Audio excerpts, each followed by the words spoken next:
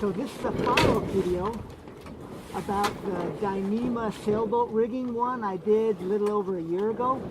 At that time, what I did hadn't really been tested. Now I believe it has. So in this video, I'll go over how it has been tested, how it performed, what I would do differently, and lastly, would I really trust this kind of rigging setup for a long distance exposed open ocean passage? So I guess the first question on how it has been tested. Let's go down below on more visuals so we can draw on the chalkboard. So right now we're still in New Zealand. Let me try to draw New Zealand.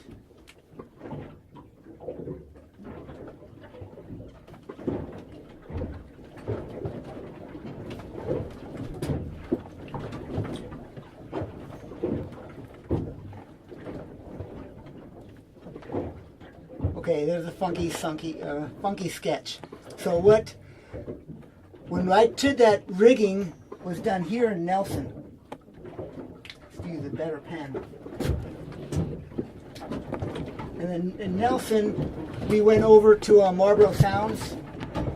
Wasn't much in here. That's when we did that rigging video. About that time or shortly after, ex-cyclone Gita came down from New Caledonia or Vanuatu or something, and it wreaked havoc in Nelson. And I remember hanging out in a bay near Naidea Bay in Pelorus Sound there, and I'd never experienced Willowa winds before, but this boat and the rigging saw winds flying down off the top of the mountain and wisping out at 360 degrees, tossing water up, and these porthole windows were underwater while at anchor, basically getting tossed side to side.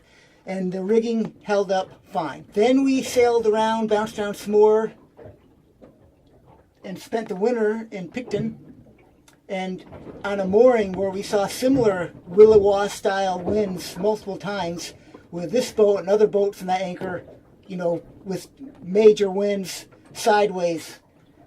Then summer we sailed down here to Christchurch, Akaroa, Dunedin, and I didn't draw down here. There's another island down here, Stewart Island.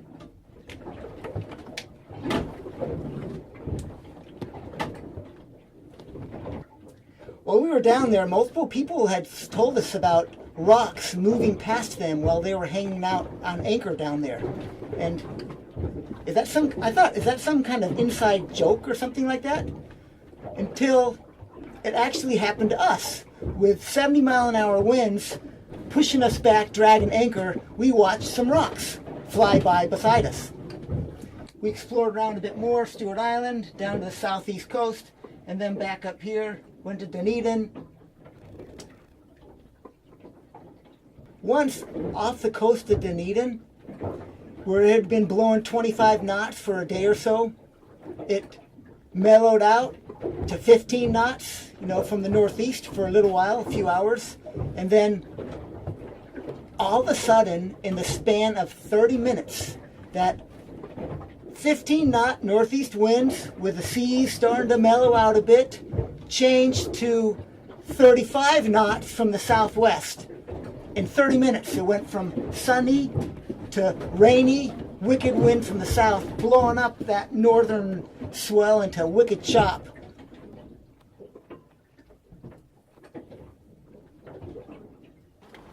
So Stewart Island is now 1,000 nautical miles or so behind us, and we're up over the Bay of Plenty in the North Island. Taronga is down there, Auckland would be about there, and Great Barrier Island, where we are headed, is right in front of us.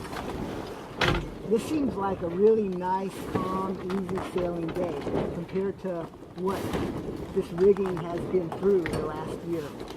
So we know that some of the world's best sailors are Kiwis from this little South Pacific island country of New Zealand. Now I understand why. Because conditions here are very temperamental, and they come with a lot of force. Maybe you could say the weather down here is just very moody and very powerful.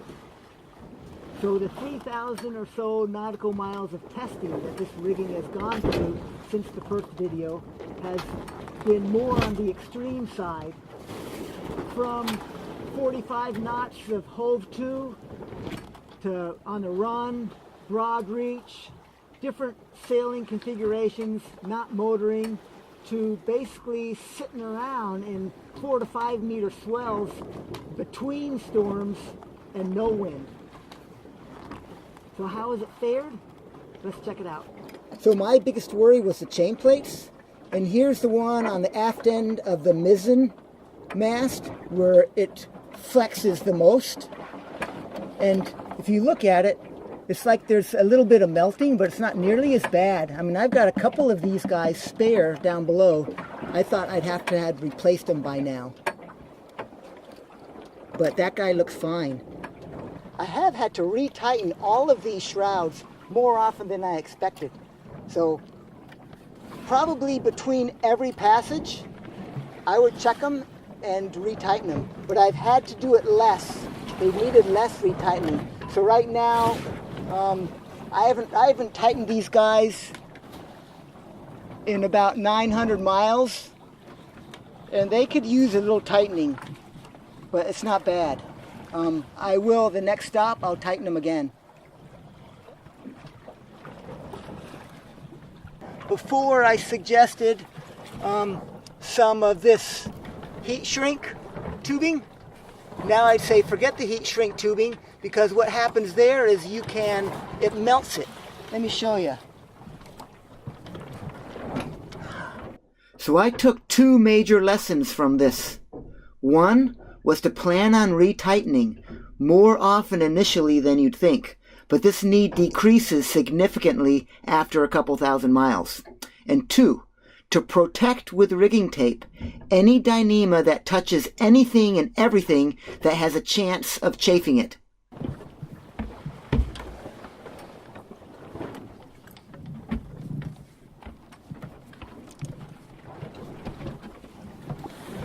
See, like here, you can see where the act of putting the heat shrink on means you have to have a fire.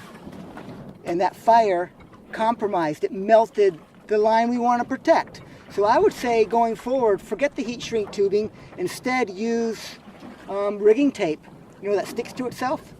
And that goes around. And then you can do it. The other day, I noticed. So I used to have this radar reflector strung between these two stays here, and the other day I noticed this guy here, it fell down, one of the lines. See that chafing?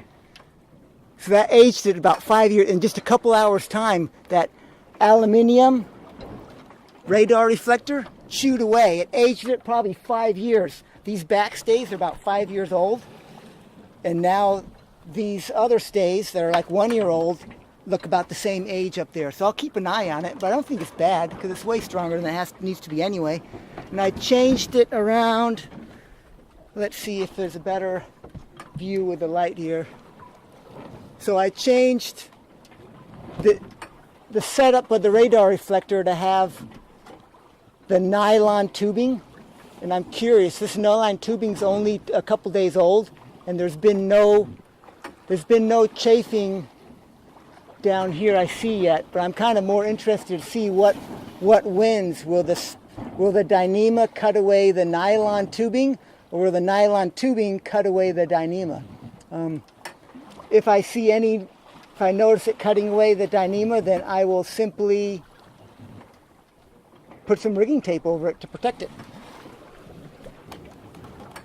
So after exploring some more of this North Island of New Zealand these next few months, the plan is to sail up to Fiji. And that's another 1,000 miles.